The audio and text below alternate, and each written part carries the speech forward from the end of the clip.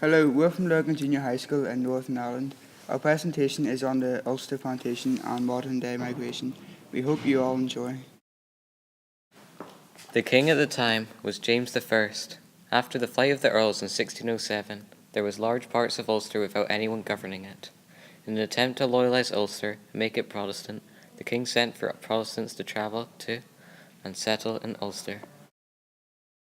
English and Scottish Protestants moved to Ulster for better living conditions, more job opportunities and a fresh start.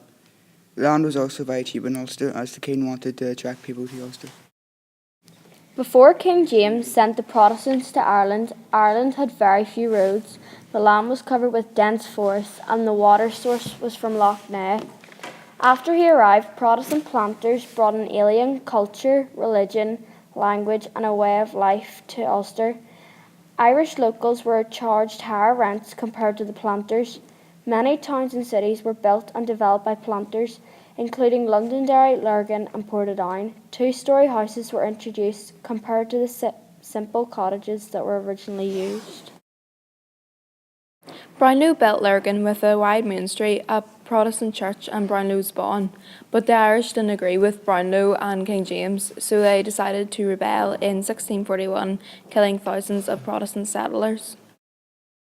Eventually, Protestants outnumbered Catholics, so this led to Ireland dividing into Northern Ireland and the Irish Free State.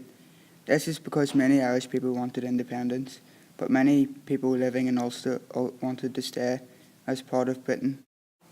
The plantation affected Ireland and Ulster by making Ulster more like England and affecting the relationship of the Catholic and Protestant communities in Ulster.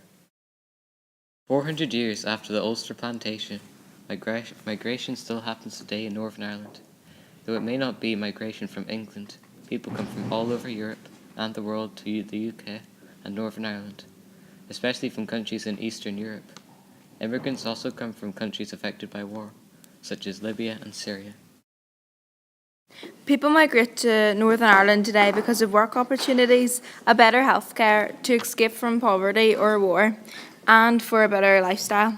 The reasons for migration today are similar to the reasons for migration in the Ulster plantation. Today, modern-day migration to Northern Ireland, the many schools here, including ours, help migrants to feel settled in and welcome. In our school, we set up events such as Languages Week and sometimes French breakfasts.